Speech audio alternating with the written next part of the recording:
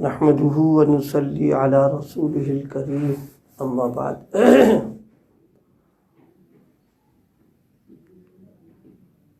تلاوت اور ذکر وغیرہ کے سلسلے میں اکثر ہم لوگ یہ ہوتا ہے کہ ذہن جو ہے وہ ادھر ادھر جانے لگتا ہے اور مختلف خیالات آتے رہتے ہیں۔ اس سے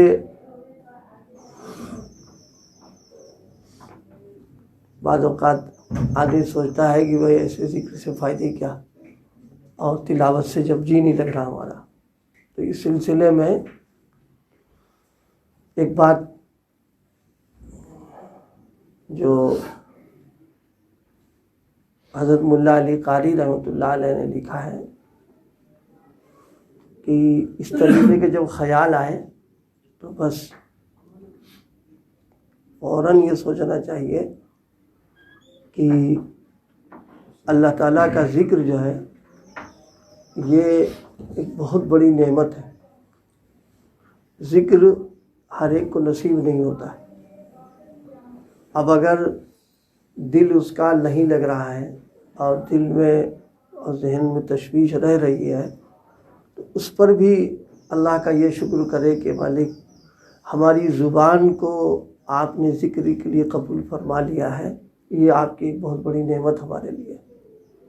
اب زبان جب ذکر ہو رہا ہے تو اس مالک کی ذات سے امید ہے کہ وہ کرم فرمائے گا، دل بھی قبول کر لے گا۔ تو زبانی جو ذکر ہے اس ذکر کو معمولی نہ سمجھیں، یہ ترقی کا ذریعہ ہے۔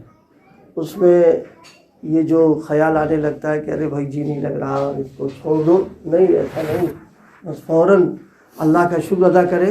کتنے سارے لوگ تو ایسے ہیں کہ جن کی زبان بھی ذکر سے محروم ہے، تو کم سے کم ذکر میں ہماری زبان لگ گئی ہے تو یہ اس کی نعمت بھی ہے اور اس کا احسان بھی ہے۔ پھر یہ کہ آگے اللہ پاک اس کی برکت سے ہمارا دل بھی قبول کر لے گا۔ لگا رہے آدمی، ذکر کو بے فائدہ نہ سمجھے۔ دل کے ساتھ اگر ذکر ہے تو بہت بڑی بات ہے، اگر نہیں ہو رہا خالی زبانی ذکر ہے یہ بھی فائدے سے خالی اور نفع سے خالی نہیں ہے۔ ایک سمجھنے کے لیے مثال، جیسے کاروباری آدمی سیزن کے زمانے میں اطمینان سے بیٹھ کر کھانے کا موقع نہیں مل پاتا ہے، یعنی اتنا موقع نہیں ملتا کہ اطمینان سے بیٹھ لے اور تھوڑا آرام کر لے۔ معلوم ہوا بیٹھا کوئی کہاں کھا کے نپٹا رہا، پھر بیٹھا ایک دو لقمے کھائے پھر چل دیا وہ، یعنی وہ بھاگ دوڑ کا کھانا ہوتا ہے۔ ظاہر ہے جس کھانے میں جی نہیں لگا ہے تو اب کوئی یہ سوچنے لگے یہ کھانا تو بیکار ہے ہمارے لیے، تو یہ اس کی غلط فہمی کی بات ہے، کیونکہ یہ بھاگ دوڑ کا جو کھانا ہوا یہ بھی کھانا ہے، اور یہ بھی جسم میں جا کر کے لگے گا، توانائی اور طاقت پیدا ہوگی، خون بنے گا۔ تو اسی طرح سے اللہ تعالیٰ کا ذکر جو ہے آدمی لے جیسے بھی لے، انشاءاللہ یہ نفع سے خالی نہیں ہوتا ہے اس میں ایک۔ اور دوسری سب سے بڑا انعام جو اس پر اللہ پاک نے رکھا ہے اس کا استحضار کرے تو یہ خیال نہیں پیدا ہوگا۔ فرمایا ہے فَاذْكُرُونِي أَذْكُرُكُمْ، اللہ تعالیٰ فرماتے ہیں کہ تم مجھے یاد کرو میں تمہیں یاد کروں گا۔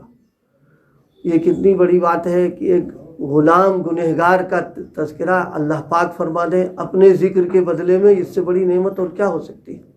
آج اگر ہم لوگوں کو معلوم ہو جائے کہ صاحب حضرت رحمۃ اللہ علیہ کی ایک بات یاد آ گئی، حضرت نے ایک بار فرمایا کہ بھائی اگر ہم میں سے کسی کو معلوم ہو جائے کہ ڈی ایم صاحب کے بنگلے میں لوگ بیٹھے ہوئے تھے تو ڈی ایم صاحب نے ہمارا تذکرہ کیا، اگر ہم کو خبر لگ جائے تو ہمارا خون بڑھنے لگتا ہے، اور جناب والا ہم خوشی کے مارے پھولے نہیں سمجھتے کہ ارے انہوں نے ہمارا نام لے لیا، جبکہ اللہ کے مقام میں کوئی اوقات نہیں ہے، اللہ ہی نے ان کو دے رکھا ہے۔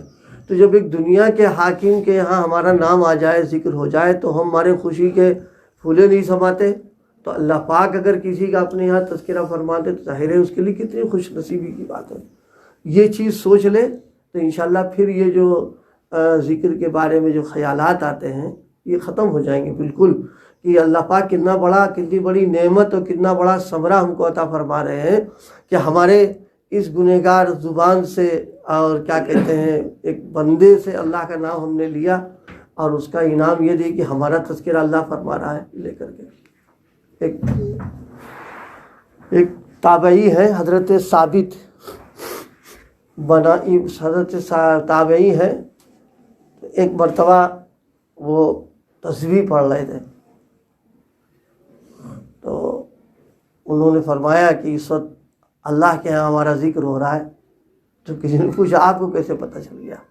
ارے بھائی وہی تو آئی نہیں اور کوئی رابطہ نہیں، آپ کو کیسے پتہ چلا کہ اللہ کے ہاں ہمارا ذکر ہو رہا ہے؟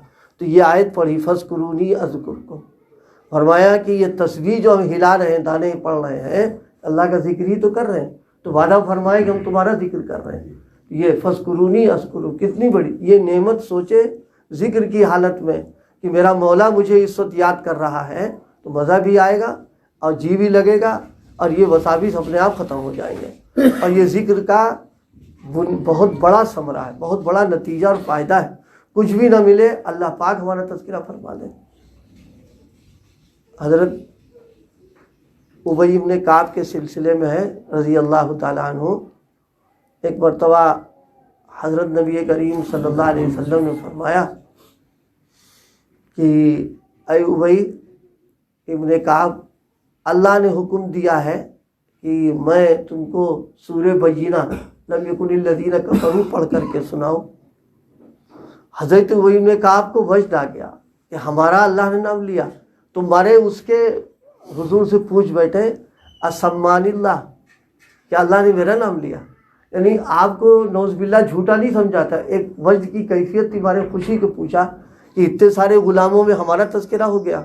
تو آپ نے فرمایا کہ ہاں اللہ نے تمہارا نام لیا، آنکھوں سے آنسو روا ہو گئے خوشی کے بارے۔ تو فَاذْكُرُونِی أَذْكُرْكُمْ میں جو نعمت اللہ نے ذکر فرمائی، اس کو استحضار ہو تو انشاءاللہ ذکر میں بڑا مزہ آئے گا، اس لیے کہ اللہ جو ہے مالک ہے، خالق ہے، محبوب ہے ہمارا۔ محبوب عاشق کا نام لے لے تو عاشق کی تو ساری محنت وصول ہو جاتی ہے کہ جو ہے میرے محبوب نے میرا نام لے لیا۔ تو اللہ پاک کسی کا نام لے لے تو ظاہر سی بات ہے یہ بڑی بات ہے۔ اللہ کی ذات پاک ہے اور اس کا دربار پاک ہے اور اس کے درباری سب پاک ہیں، تو پاک دربار میں، پاک درباریوں میں وہ پاک ذات ہمارا نام لے لے، ہم گنہگار کا، تو اس سے بڑی بات اور کیا ہو سکتی ہے ہمارے لیے؟ اور یہ وہ نعمت ہے کہ اس نعمت کو سوچ کر کے اندر سے تقاضا ہوتا ہے کہ ہاں اللہ کا ذکر کریں، ہم چھوڑیں گے نہیں، اس لیے کہ اللہ ہمارا ذکر کرے گا اس کے بدلے میں آ کر کے۔ یہ فَاذْكُرُونِی أَذْكُرْكُمْ، تم مجھے یاد کرو، میری اطاعت کرو، میرا فرما برداری کرو، میرا ذکر کرو، اذکرکم، میں تمہیں یاد کروں گا۔ اور ظاہر ہے جو کسی کو یاد کرتا ہے تو خالی یاد کر کے تھوڑا نہ چھوڑ دیتا ہے، پھر اس کی توجہ اس کی طرف ہو جاتی ہے اور اس کی عنایتیں اس کے ساتھ شامل حال ہو جاتی ہیں۔ تو ذکر بڑی چیز ہے، بس ذکر ضرور کرے، زیادہ نہیں، تھوڑا کرتا رہے، روزانہ ذکر کرے، اللہ کا نام لیتا رہے۔ سوچنے کی بات ہے، کل ہی میں نے ذکر کی تھی، ایک بات مجلس میں آئی تھی، اللہ تعالیٰ کی ربوبیت، یعنی اللہ ہم سب کی پرورش ہر لمحہ کر رہا ہے۔ کوئی لمحہ ایسا نہیں کہ وہ اپنی شان ربوبیت کا ہم سے اس کا وہ نہ کرتا ہو۔ ہر لمحہ ہمارے پلنے کا، ہمارے بڑھنے کا اور ہماری ضرورتوں کے پورا ہونے کا اور ہمارے دنیا میں جتنے سب ہیں ان کے کرنے کا اللہ پاک لگا ہوا، ربوبیت کی شان ہو رہی۔ تو جو ہر وقت لگا ہو، پال رہا ہو، پھر ہم اپنے محسن کو نہ یاد کریں، اس سے بڑی نالائقی ہے، احسان فراموشی، اور اس سے بڑی کیا کہتے ہیں ہماری اور کیا ہو سکتی ہے کہ وہ تو 24 گھنٹے ہمارے ساتھ لگا ہوا ہے اور ہم کو یاد کرنے کا نام نہیں لے رہے ہیں اس کا ہے، بلکہ یاد کرنے کے بجائے ناشکری پر تلے ہوئے کہ ہمارے ساتھ کیا ہو رہا ہے، یہ ہو رہا، وہ ہو رہا۔ یہ سب نفسانیت، شیطنت، یہ ہمارے گناہوں کی نحوست، یہ وبال ہے کہ ہم کو اللہ کے ذکر میں توجہ نہیں ہو پا رہی، رکاوٹ ہو رہی ہے۔ یعنی 24 گھنٹے جو ذات 24 گھنٹے ہماری مربی اور پرورش میں لگی ہوئی ہو، پال رہی ہو اور پالنے کے انتظامات کر رہی ہو، ہم اس کے لیے 15-20 منٹ نہیں یاد کر سکتے بیٹھ کر کے اس کو۔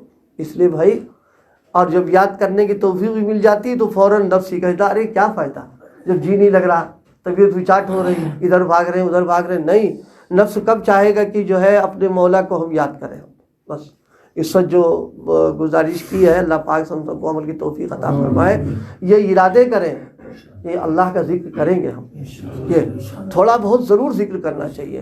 اور طبیعت بھاگنے دے, کہہ دے تیرے کہنے پر عمل نہیں کریں گے, ہم اپنے مالک کو یاد کریں گے, ہم اپنے مولا کو. کوئی کسی کے در پر بیٹھ کر کے صدا لگاتا ہے تو مالک مکان کا دل پسیجنے لگتا ہے, اور پھر دروازہ کھول ہی دیتا ہے وہ, اور پھر جو ضرورت ہوتی پوری بھی کر دیتا ہے وہ. تو ہمارا رب تو ظاہر ہے وہ تو بہانے سے نوازنا چاہتا ہے وہ. اس لیے ذکر کا اہتمام ضرور کرے. 100 مرتبہ ہی کلمہ طیبہ پڑھ لے, استغفار درود شریف کچھ بھی پڑھے وہ انشاءاللہ. اور یہ تصور کر کے پڑھے کہ میرا اللہ میرا ذکر کر رہا ہوگا, میرا اللہ میرا ذکر کر رہا ہے ہم سے بہتر مجلس میں, ہم سے بہتر جگہ میں, اور ہم سے اچھے انداز کے اوپر. تو ظاہر سی بات ہے اس میں ذکر کا مزہ بڑھے گا اور ان کی محبت بھی اس سے بڑھ جائے گی. اللہ پاک عمل کی توفیق عطا فرمائے. سبحان اللہ.